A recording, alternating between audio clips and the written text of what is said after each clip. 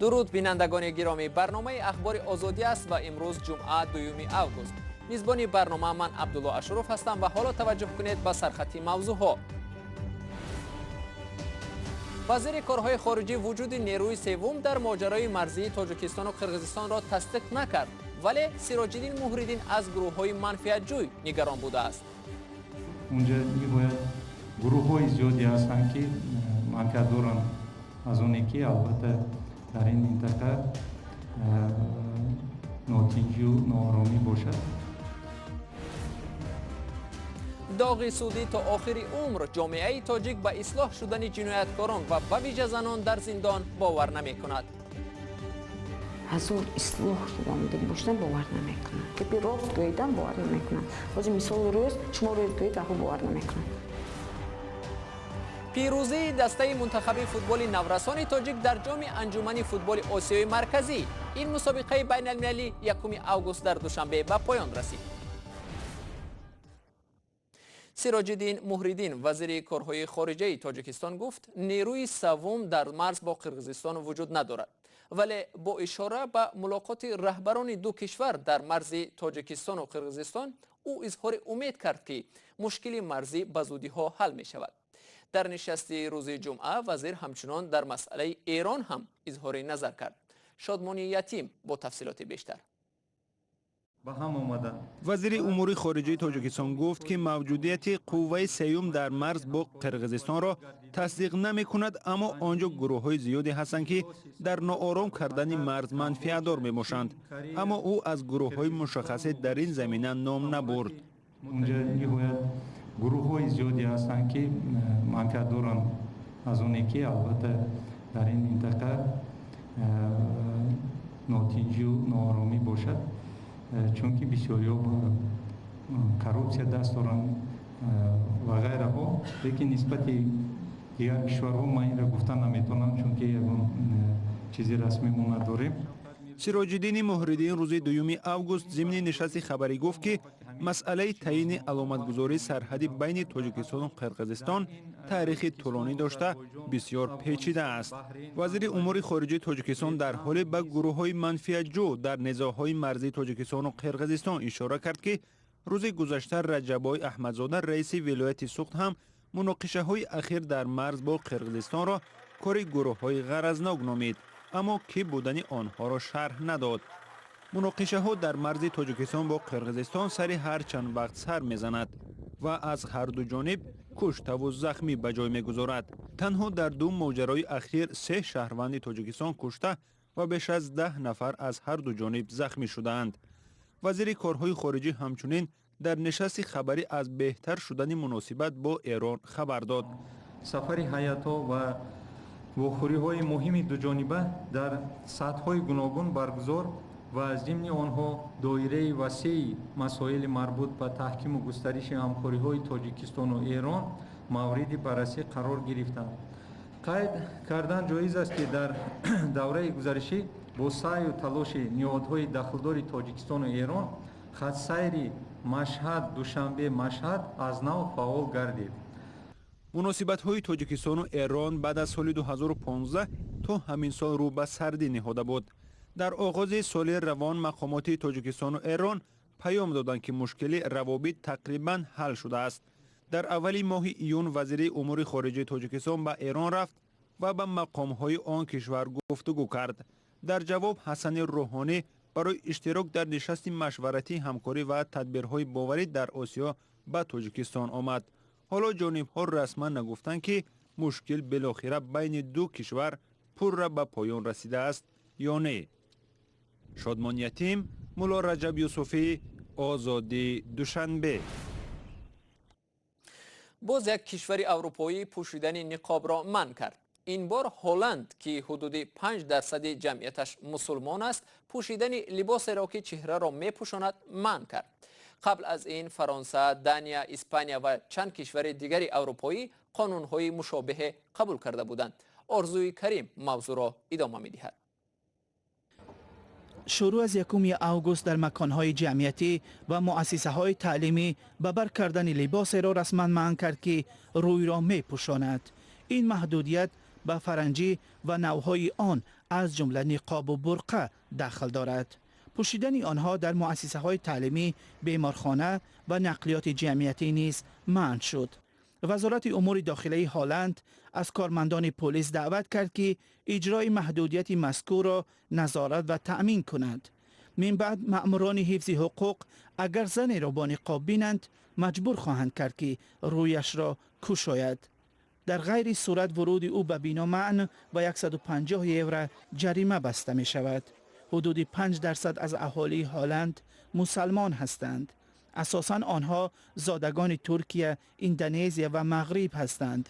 بعضی از اداره های پلیس و مؤسسه های طبی هلند علیه آشکارا گفتند که بر رعایت قانون نو کسی را مجبور نخواهند کرد. پیشتر در فرانسه، دانیا، بلغاریا، استرالیا و بعضی از منطقه های شویتزاریا و اسپانیا نیز پوشیدن لباسی که روی را پنهان میکند منع کرده شده بود. جنگلزور سیبیری روسیه چند روز باز به مساحت برابر با بلژیا می سوزد. فرضیه نخستین سبب سر زدن آتش رعد و برق گفته می شد. اما حالا فرضیه قصداً آتش زدن جنگل هم مطرح شد و مقامات به سنجش درستی این فرضیه ها پرداختند. کیومرثی عطا با تفصیلات بیشتر. آفت طبیعی و یا آتش زنی بر قصدانه. نخست وزیر روسیه دیمیتری مدودوف به دادستانی کل و کمیته تفتیشات دستور داد که تفتیش کنند سوختار در جنگل های سیبیر چگونه آغاز شد. از جمله این فرضیه را نیز سنجند که جنگل را بر قصدانه آتش زدند تا که وسعت جنگل بروی غیر قانونی روی پوش شود یا چیزی دیگر. ضمناً به صفحه آتش نشانها هر بیان هم جلب شدند. به محل سوختار 10 هواپیما و 10 چرخبال فرستاده شده است.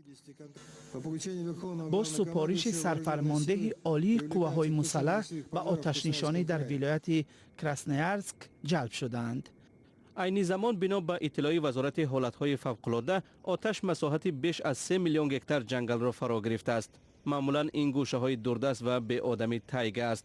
محض به همین خاطر مقامات تا چند پیش به سوختار نشانی شروع نکردند، چون گفته میشد در آنجا ساکنان نیستند و این کار از جهت اقتصادی فایده آور نیست. آژانسی فدرالی ذخیره های جنگل میگوید حالا تنها در مساحت 116 هکتار سوختار نشانی ادامه دارد. مقامات به سوزش حدود 3 میلیون هکتار جنگل باقی مانده تنها مشاهده میکنند. مقامات میگن رد و برقی که به جنگل خشک شده زد سبب سر زدن سوختار شد. در اداره گرین پیس در روسیه میگن عمق مشکل در تغییرات اقلیم است. به تاکید آنها مقامات وقت را تلف دادند و در آغاز سر زدن سوختار به خاموش کردن آن نپرداختند که در نتیجه وضعیت از نظارت بیرون شد. در رسانه‌های محلی منطقه سیبیر و اورال باشد فرضیه قصداً آتش زدن جنگل از سوی قاچاقچیان چوب زیاد مطرح میشد. همایش یافتن انسان به حیات آسایشته پس از رهایی از زندان در جامعه تاجیکستان آسان نیست. برای زنانی که از محبس رها شده در اکثر حالت عائله خود را از دست می‌دهند، برگشتن به حیات معمولی دوچند دشوار است، چون جامعه به حرف آنها باور ندارد، کاردهندگان به کار نمیگیرند. مستوره، یک زن محبوس سابق، با وجود روبرو شدن به ناباوری جامعه این مشکل را عبور کرده برای خود جای کار آفرید. سرانگیزی نوروز شاه درباره داستان زندگی او و مشکلی زنانی که زندانی شدند گزارش می‌دهد. آدمی جامعه نمیشمارن، خلاصی گفته باور نمیکنن. هزار اصلاح شدم دیگه باشن باور نمیکنن. که بی راست گویدن باور نمیکنن. واسه مثال روز شما روز گویید اهو باور نمیکنن. مستوره 9 سال عمرش را در زندان سپری کرده است. بعد 4 سال تلاش و جستجوها برای دریافت راهی نوی زندگی در آزادی، بالاخره 2 ماه قبل او به کار نوی شروع کرد. همکارسم کمک کردن. اینجا که پروسش بانکخانه بود. همه‌ش از دیگه توزیع آزاده کرده، همه چیزای خریده. و کردیم پول کلان صرف کردیم، ولی برای محصولات خام خریدن، سوماوا نرسید.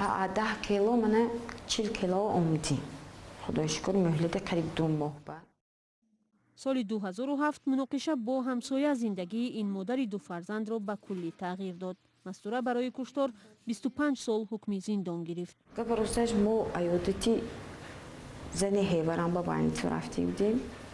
خانه میبیم و بچه درون خونه ده خیلی حوالی کاملت که من خودم نمیدونم چی به درم دگی و بچه بعدی داره شده دیدم بعد درم دام که و بچه همو جنده با پول طلب این بلیت شگود پول طلب کرد بعدی و زوروری تجاوز گفت زوروری اصلا برای زوروری کردنش این سویچو گرفتار شدن.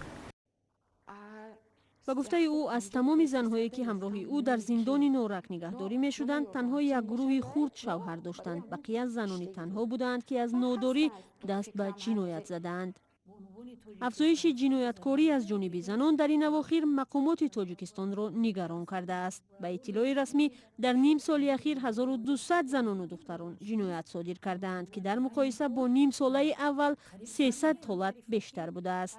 مدعی ها گوناگون هستند، سبب ها گوناگون هستند. اونجا با عیب قرض دوری هم هست، با کشتار هم هست، با نشه جلوبی هم هست. یعنی امروز سبب ها مختلف هستند، لیکن زمان کمیته کارگزاران با این زنها کاربری کرده ایستادند. خرسندی آور آن است که بعد از اصلاح جزای جنایتی، بعد از آنی که زنها از این محبس ها آزاد می شوند، کمیته یک اقدام گرفته است که با همین زنها بیوسته بعد با آزادی برآمدن کار کرده. در مجموع حالا در زندان زنانه نورک تاجیکستان 300 زن نگهداری می شود. مستوره که 9 سال عمرش را در زندان نورک سپری کرده است باور دارد که با تامین کردن زنان با جای کار و رفع مشکلات اجتماعی تعداد آنهایی که مثل او سالهای زیاد را پشت پنجره گذرانیدند کم می شود.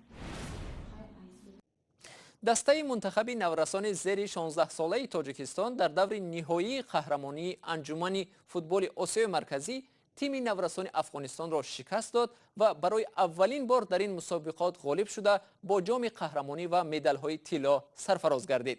نرزالله لطیف شارح ورزشی رادیو آزادی گزارش می‌دهد.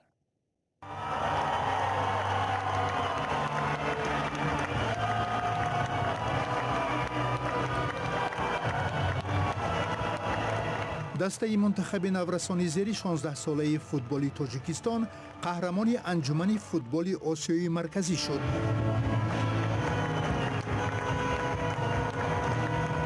رستمی امامعلی پرزیدنت نوی انجمن فوتبال آسیای مرکزی به بهترین ها جایزه های این مسابقات را سپرد.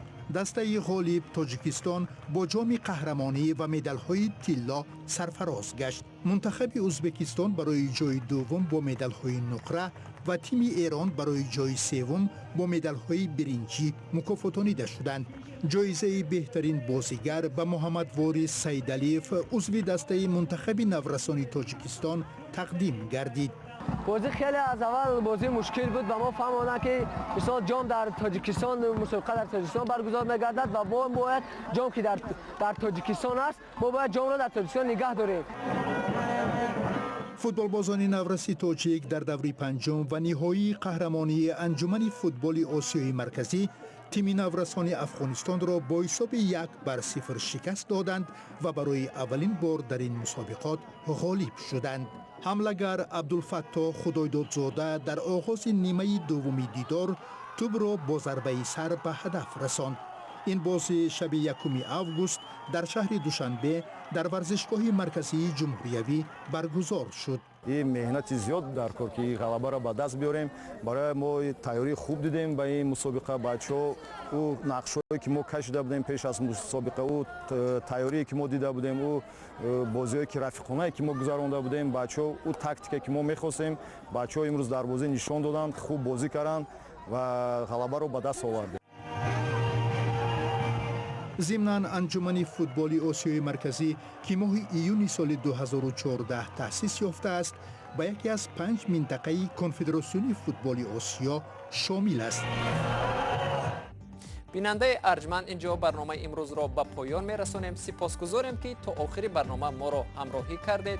گزارش های دیگر در کانال آزادی ویدیو در یوتیوب گذاشته می شود. اخبار روز را در وبسایت رادیو آزادی www.azadi.org پیدا کنید. برایتان استراحتی با فراغت می خواهیم تا دیدار بعدی. خدا حافظ.